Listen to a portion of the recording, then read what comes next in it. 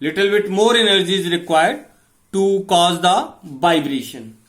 तो वाइब्रेशन भी होगी और उसमें रोटेशन भी जो है वो दोनों केस जो है वो पॉसिबल हैं। So see here whatever the diagram you are looking here, so this system is vibrating. ये ब्लू वॉल है, ये यहां अपनी इक्विलिब्रियम पोजीशन पे आ रही है स्ट्रेच कंप्रेस होने के लिए। रेड वॉल यहां आ रही है, तो इसका मतलब अलोंग द एक्स एक्सिस, जो भी एक्सिस है उस एक्स एक्सिस के अलोंग क्या हो रहे हैं, ये वाइब्रेट भी हो रहे हैं, साथ साथ में रोटेशनल मोशन भी है। So this ring is indicating that they are rotating as well as they are vibrating. तो दोनों मोशन जो है वो इकट्ठी है सिस्टम में, उसमें वाइब्रेशन भी है और उसमें रोटेशन भी है। तो जब आपके पास स्पेक्ट्रा आएगा, then that spectra will be a mixture of the vibration spectra as well as rotational spectra. एक बॉर्न ओपेनहाइमर अप्रोक्सीमेशन है कि total energy is a total sum of the vibrational, rotational, translation plus electronic energy. तो हर एक energy जो है एक दूसरे से इंडिपेंडेंट होती हैं। क्या होती हैं? Independent. Means vibrational is not affected by the rotational motion and rotational motion is not affected by the vibration motion. ऐसा हमेशा नहीं होता है।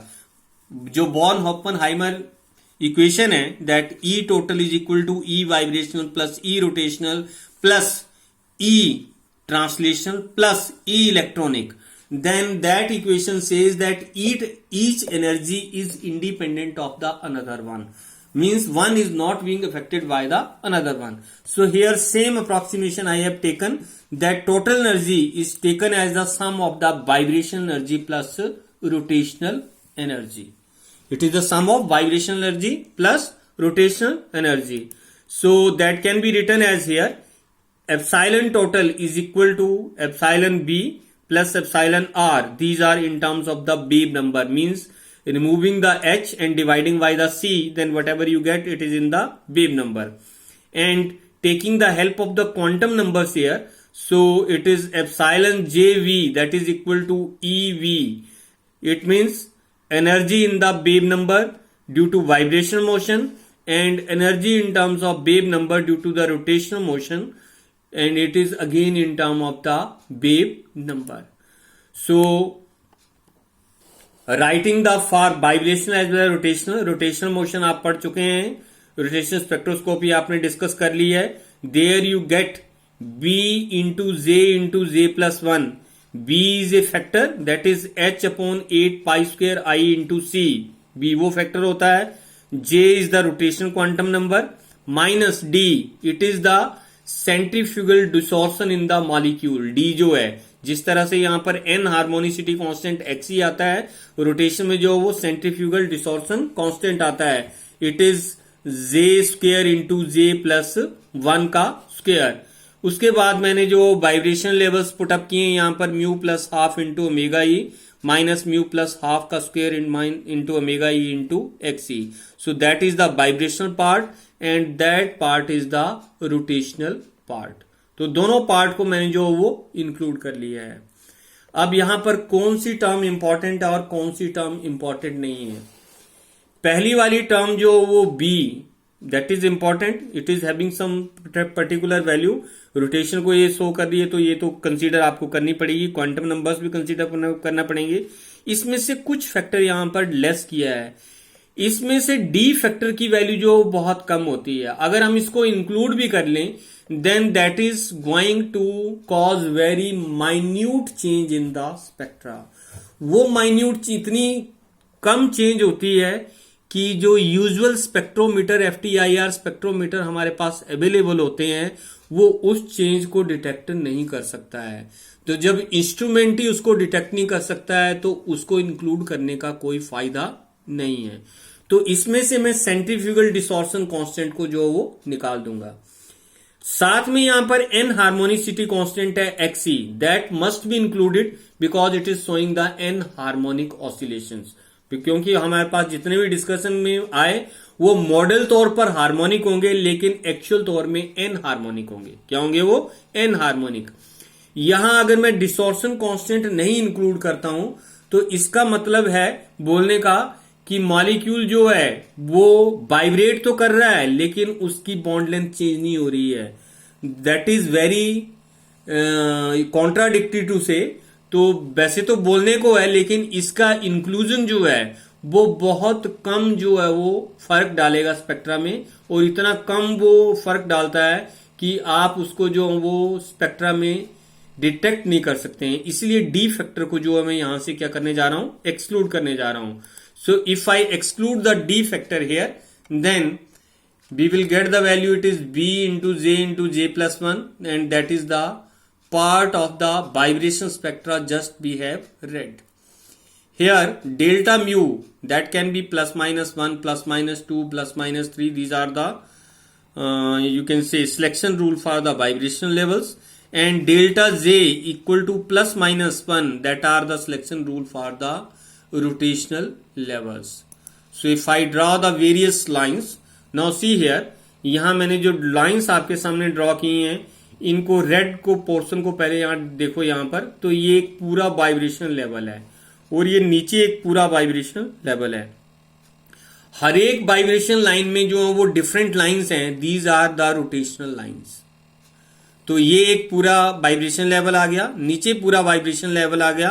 तो वही वाली बात मैंने कही कि एक वाइब्रेशन लेवल में बहुत सारे रोटेशन लेवल्स होते हैं. अब कितने रोटेशन लेवल्स होते हैं ये डिस्कस करना वैसे यहां कोई खास फायदा नहीं है, लेकिन फिर भी मैं आपको थोड़ा सा हिंट जो वो देता हूं कि एक रोटेशनल लेवल और दूसरे रोटेशनल लेवल में 2 या 3 सेंटीमीटर इनवर्स का गैप होता है. But I am saying gap between one rotational level and another rotational level, it is of the order of 2 to 3 centimeter inverse.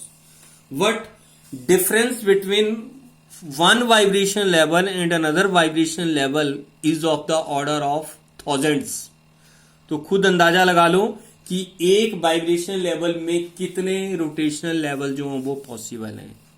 The gap between two vibration level is of the order of 1000 centimeter inverse.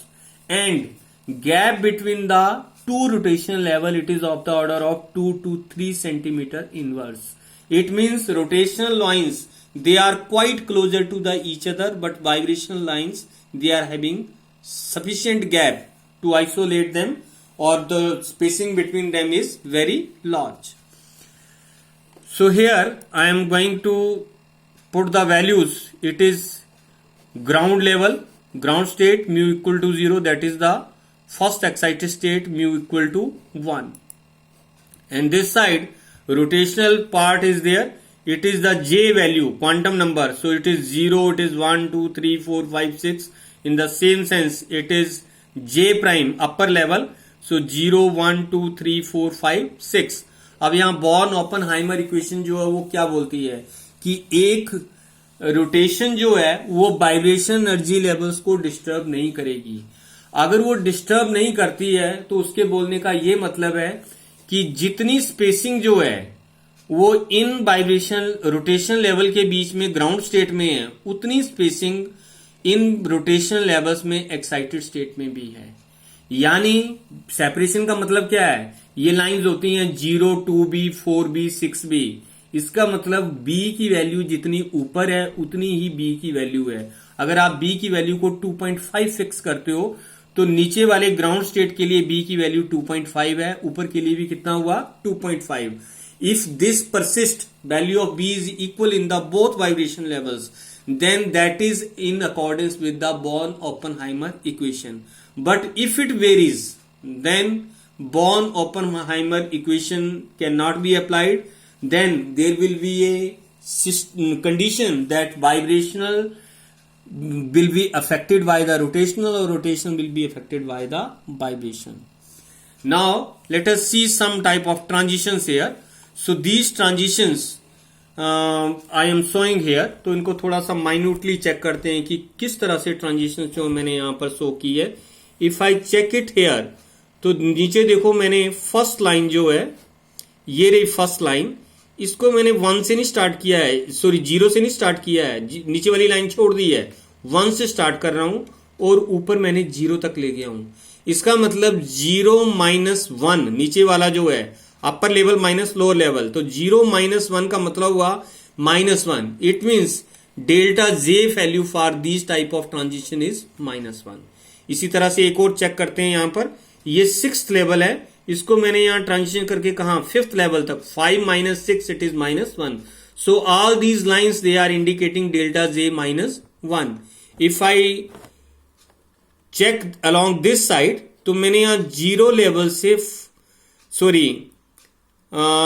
Zero level to first level तक मैंने यहां transition show की है. इसका मतलब 1 minus 0 plus 1. दूसरी 2 से यहां 1 है, तो 2 minus 1 it is 1. So all these lines they correspond to delta J plus 1. किसको कोरस्पॉन्ड करती हैं? डेल्टा जे प्लस 1 को. There are no lines which are being discussed as delta J equal to 0. यहां पर कोई भी ऐसी लाइन मैंने डिस्कस नहीं की जिनको मैं डेल्टा जे 0 जो है वो पुट अप कर सकूं. So see here it is the extension of that part. It is PQR branches. Mu equal to 0 to mu equal to 1 change आएगी, तो यहां से J प्राइम में चेंज आ रही है. अगर नहीं क्लियर हो रहा है J to J prime change in the this, ये जितना भी पार्ट है mu equal to ground state का, इसमें J वैल्यू है सबकी. ऊपर वैल्यू क्या है? J prime. सो J से J प्राइम में चेंज आ रही है, या वाइब्रेशन के ग्राउंड स्टेट से वाइब्रेशन के फर्स्ट एक्साइटेड लेवल में चेंज आ रही है. So for this purpose here mu changes from 0 to 1 and J changes to J prime provided J prime is equal to J plus 1. उसमें single ही difference होना चाहिए. कितना डिफरेंस होना चाहिए? Single difference. सो सब्स्टिट्यूट कर दो वैल्यू यहां पर. जैसे आप वैल्यू सब्स्टिट्यूट करोगे तो आपके पास रोटेशन लेवल का आपने पहले पढ़ा हुआ that comes to be 2b into J plus 1. अगर नहीं याद रहा है तो पीछे बुक में पढ़िए, या वीडियोज जो है या आपके पास बुक होगी कंसल्ट कीजिए उसको. अभी लिटिल जस्ट डिस्कस किया कि फंडामेंटल बैंड जो है वो omega e into 1 minus 2XC पे आता है. तो ये मैंने फंडामेंटल बैंड के लिए जो वो सेंटीमीटर इनवर्स में चेंज लिख ली. जो J प्लस 1 है उसको मैंने M पुट कर दिया. M can be plus minus 1, क्योंकि change J to J prime minus में भी हो सकती है. डेल्टा J माइनस 1 अभी पीछे डिस्कस किया, या डेल्टा J प्लस 1 भी हो सकता है. तो M can be plus minus 1.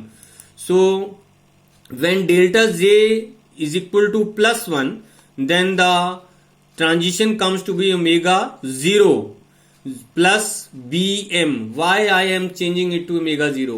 ये टोटल फैक्टर को मैंने ओमेगा 0 लिख लिया है. Reason being this is due to the oscillation. किसकी वजह से? ये ऑसिलेशन की वजह से. इसलिए मैंने क्या लिख लिया इसको? Omega 0 plus 2Bm. और अगर डेल्टा J माइनस 1 के हिसाब से आती है तो minus you will substitute, you will get omega 0 minus 2M. इसका मतलब जो भी आपके पास स्पेक्ट्रा आएगा वो ओमेगा 0 के आसपास आएगा, प्लस 2M या माइनस 2Bm.